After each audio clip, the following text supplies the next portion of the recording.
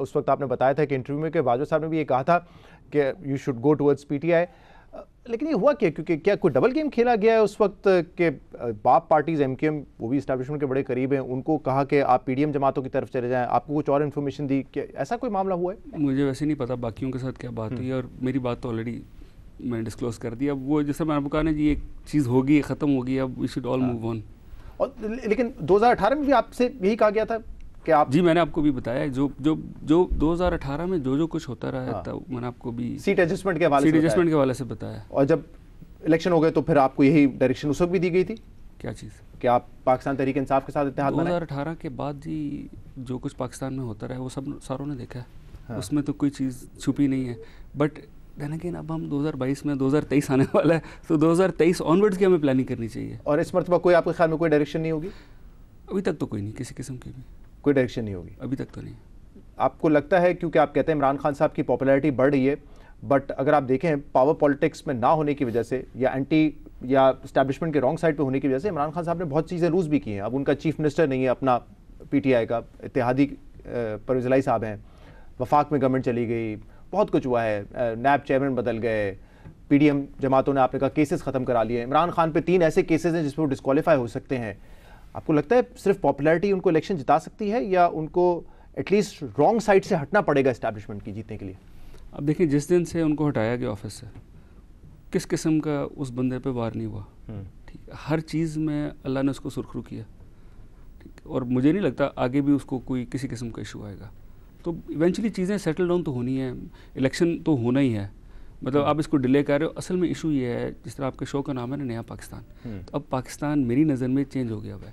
ये जो जितने भी हैं ना, जरदारी साहब हो गए, मियाँ साहब हो गए, ये बाकी जो कचरा पीडीएम में इकट्ठा किया हुआ है, ये सारा जितना भी है, ये सब का सब बैठा हुआ है पुराने पाकिस्तान में। ग्राउंड रियलिटी टोटली चेंज हो गई है। ये सारे जो अभी अपॉइंटमेंट का मामला था आर्मी चीफ की, उसमें इमरान खान ने बहुत ही एक हाई स्टेक गेम खेला।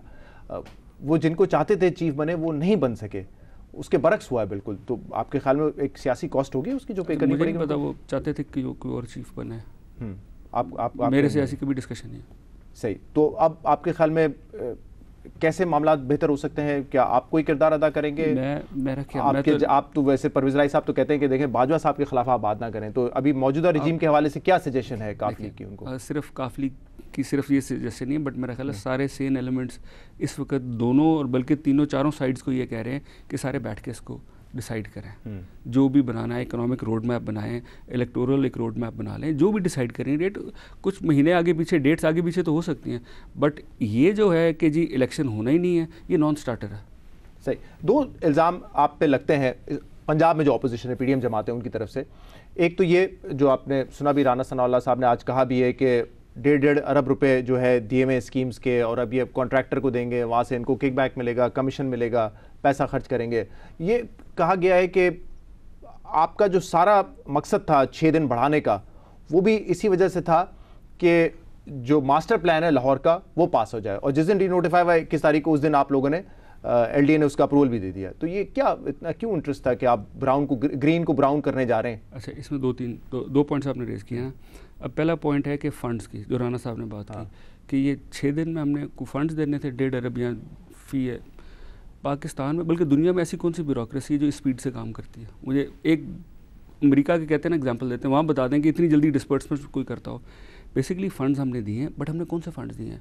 वो जो नलायक किस्म का इन्होंने चीफ मिनिस्टर हमजा शहबाज साहब बैठाए हुए थे यहाँ पे, वो 4 महीने, मैं तो अभी तक ढूंढ रहा हूँ 4 महीने में उस बंदे ने किया कि सिवाय मेकअप करने के। मुझे तो नहीं समझ आई, कोई ऐसी चीज़ मुझे अभी तक नहीं मिली कि उसने क्या किया। ये फ़ंड्स बेसिकली वही हैं जो वो भाई साहब हमारे लिए छोड़ गए थे। स्कीम्स कौन सी हैं? स्कीम्स वो हैं जो बुज़दार साहब ने अपने दौर में पास की थी।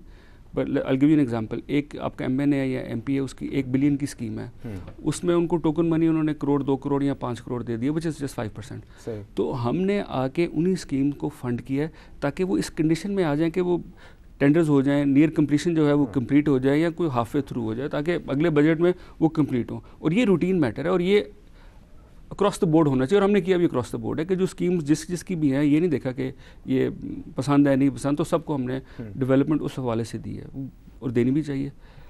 जो दूसरी बात आपने की लाहौर मास्टर प्लान की, अच्छा लाहौर मास्टर प्लान ये जो कहते हैं कि पर्सनली मोनिस इलाही साहब के दिल के बड़ा करीब है कि ये करना है मैंने। मेरे दिल के करीब जो है ना वो है नरकोटिक्स का, और उस पर मैं अभी कोशिश कर रहा हूँ कि जल्दी, पर रेजिस्टेंस बहुत है, ब्यूरोक्रेसी से भी है, इस्लामाबाद से भी है और क्वार्टर से भी है कि यार गो स्लो, इसमें स्लो जाओ। बट मेरी बड़ी दिली ख्वाहिश है कि इस गवर्नमेंट के होते होते हम नारकोटिक्स की मिनिस्ट्री भी बना लें, उसके नए लॉज भी पास कर लें और नई फोर्स भी ले आएँ, ताकि जो स्कूल्स और कॉलेजेस के अंदर जो कुछ हो रहा है इस वक्त वो हम करें। जो रियल एस्टेट एक बिजनेस पाकिस्तान में वापस आ जाते, हर तबका कर रहा है, वापस आ जाते हैं क्योंकि सबकी सुई मास्टर प्लान पे अड़ी हुई है। हाँ। अच्छा, मास्टर प्लान क्या है? लाहौर का मास्टर प्लान इनिशली सारे का सारा बनाया बुज़दार साहब ने अपने दौर में, ठीक है। उसके बाद हमजा साहब आ गए, हमजा साहब ने आके उसमें चेंजेस की, ठीक है।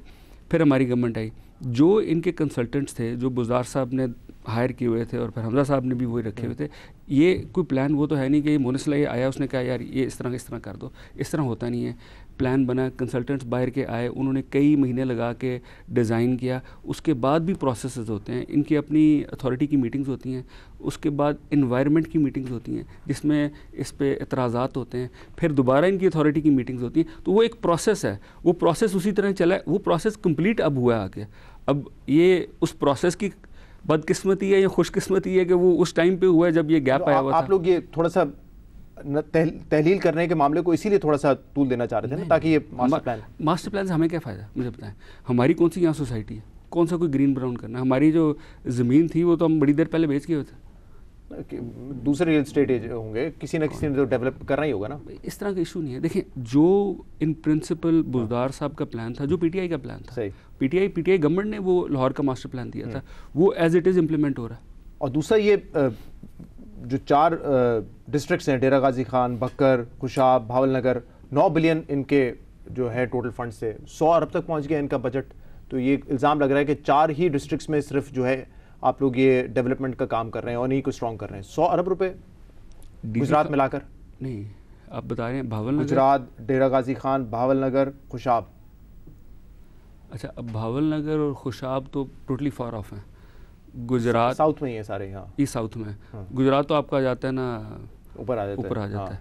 तो वो भी जिसने भी आपको खबर दी है उसके अंदर पहले साहब निकाल के देखे अपना कि किसने क्या किया है। अगर वैसे किसी कोई इल्ज़ाम ये लगा रहा है कि जी गुजरात को डेवलपमेंट फंड्स क्यों ज़्यादा गए हैं बनिस्बत बाकी इजला के, उसका पूरा जवाब है हमारे पास।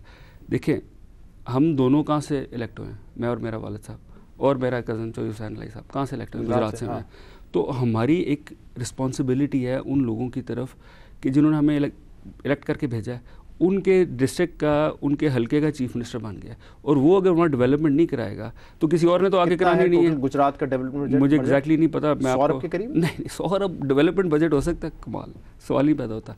अच्छा, इसमें अब अगर हम आए हैं वहाँ पे, तो ये गुजरात वही है जिसको शहबाज शरीफ ने 10 साल निगलेक्ट किया है। वहाँ जहाँ पे रोड, आप कहते हैं इसके बाद उस्मान बुज़ार ने भी निगलेक्ट किया। उस्मान बुज़ार साहब ने उस तरह अटेंशन नहीं दी, मतलब उनसे जो हम धक्के से ले लेते थे मिल जाता था, अदरवाइज उनका भी कोई इंटरेस्ट नहीं था कि गुजरात में कुछ जाए। बट ये अब देखें, जहाँ पे मियाँ शहबाज शरीफ साहब ने बिल्कुल डेवलपमेंट नहीं की 10 साल, और जहाँ रोड थे वहाँ पे मिट्टी रह गई थी, जाहिर है लोग एक्सपेक्ट करते हैं और राइटली एक्सपेक्ट करते हैं, तो वहाँ पे तो हमें डेवलपमेंट करनी थी। सही, बहुत बहुत शुक्रिया मोनी साहब, आप हमारे साथ शो पर मौजूद थे।